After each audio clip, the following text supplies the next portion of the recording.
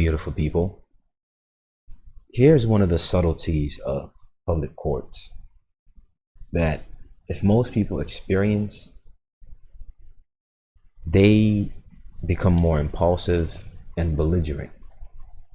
But in truth, they ought to read in between the lines and actually do certain things. And here's one of those things.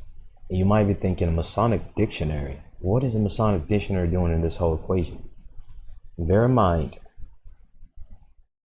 most acting judges belong to some type of order, Masonic order, one way or the other.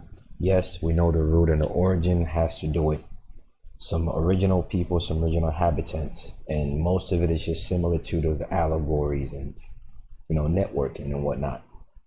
And yeah, majority of them might not know the true meaning of the compass and the ruler and the G and the cosmogony and the astrology involved. That's true. But nonetheless, the majority of them, what they are groomed to do is to send signs and symbols. So if, for instance, you are on a certain level in your journey and you find yourself in a public court and they give you something called a notice of admonishment. Admonish in a legal sense just means to give a firm, stern warning to stop doing something.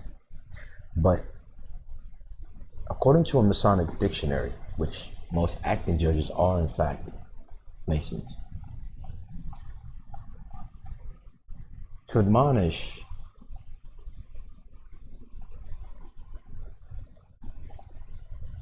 is one of the most exacting duties in the ethics. Listen to this very carefully, because there are times where you will meet some honorable Masons. All this thing people go on about, talking about Masons are bad, devil worshippers, this and that. Okay, that might be the case for some. Depends on how you use it. Everything you have is a tool. You can use it one way or another. But every now and then, you will come across certain Masons on a certain level. Most of them really couldn't care any less about what you have going on. But they will send you signals. If you can pick it up, good. If not, then hey, oh well. One of the most, so notice of admonishment, they will do this. If you get to a point where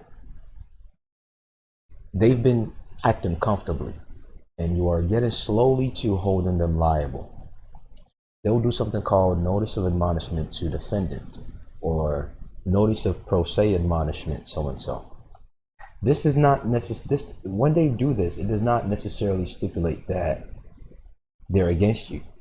So listen to this. One of the most exacting duties in the ethics of Freemasonry, dealing with ethics now. And when you understand Freemasonry, it's nothing spooky, it's nothing special. Someone who calls themselves a Mason is not special. They just have knowledge of certain things that's bind into allegory. But just because they know those allegories doesn't mean they know the functionality of it. They could just merely still be speculative. Are they gaining benefits of the networking? Yeah, they are. But don't be spooked out by this word Freemasonry. And do not expect everyone who you identify as a Freemason to be some bad guy with a horn and some pitchfork and some tail. Because that's not always the case. So if you get a notice of admonishment, it could very well be that a message is being sent to you as in regards to one of the most exacting duties in the ethics of Freemasonry, that a Mason shall not publicize the faults of a brother Mason, but shall whisper good counsel in his ear. Meaning, if you get to a point whereby you're about to hold them liable and you're saying, I'm going to sue you, I'm going to do all this, and you're just going on about whatever it is people are comfortable with doing out of impulse, out of anger, out of frustration, which is reasonable, it's normal. But in the eyes of the law, all those emotion and impulse is irrelevant. It makes no difference. So what they're trying to tell you is, okay, instead of going at me, attacking me, what you ought to do is speak to me in a private manner. You don't have to know all the corny signs and symbols. What you have to do is either an addendum or a letter rogatory, or just write a simple affidavit to the chamber. It doesn't have to be 10, 20 pages, just one page, half a page. Give them constitutional reason to dismiss the matter or to rule in your favor. And all that stain and honor stuff, write that on a piece of paper to the chamber. Do that. But publicly, all that other stuff, they still want to keep face, because different hats are being worn. So get off of the mindset of being a victim and creating the devil out of someone else. Because usually when they give you a notice of admonishment or a pro se admonishment, they're not saying you're wrong. They're merely telling you that the way you use your words ought to be a bit more prudent and a bit more private.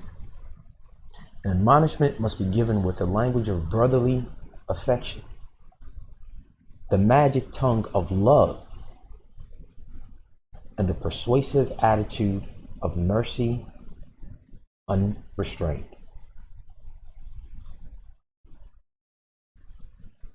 Most people who engage in things of this nature, by the time they figure, oh God, something is wrong, they're not affectionate. Love is not part of the equation of how they deal with things, which is understandable. It's cool. Nothing wrong with that. And they're not persuasive. Demand that which rightfully belongs to you. But understand that you still have to parlay. Understand that you still have to afford them due process also. That's right. You, the one trying to get out of that little hard situation that someone else has dragged you into and has trespassed against you, you have to afford the other party due process. That acting judge up there, be considerable with them. Put into consideration that they're working in a very tight position. If you want equity, do equity. It's a maximum of equity right there. He who seeks equity must do equity. So if you really want things to come out in your favor, make sure that love, affection, and your ability to parlay, your ability to be persuasive, your attitude. Make sure that mercy and prudence is not unrestrained with it. And usually the way they will give you that message is through a notice of admonishment. Some would heed these words, others won't. This is the reason why I always say all these groups that people on social media post in and all that, where everyone is just upset, ready to go fight someone and do one thing or the other. It's good to be fired up. Have that fuel. But be prudent. And always see the totality of circumstance. Not as it applies to you, but to them also. Because someday, that might be what's going to make the difference. And usually they would always leave a way out for you.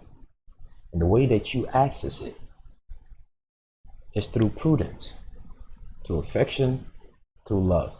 Affection, love, persuasiveness, mercy, grace, all those words have nothing to do with being weak. It has nothing to do with being slow. It has nothing to do with being a victim.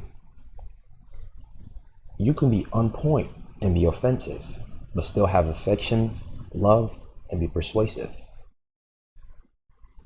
And a little reminder will be given to you every now and then that you need to add those to your equation. So if someone has never told this to you, I'm telling you, when you do things of this nature, Have a hint, a spice, an element of affection and love deep in you when you do it. Mere anger, mere frustration, and haste is not always going to get you there. Just because you're moving fast, just because you're speaking fast, does not mean you're going to get to your desired destination as quick as you want.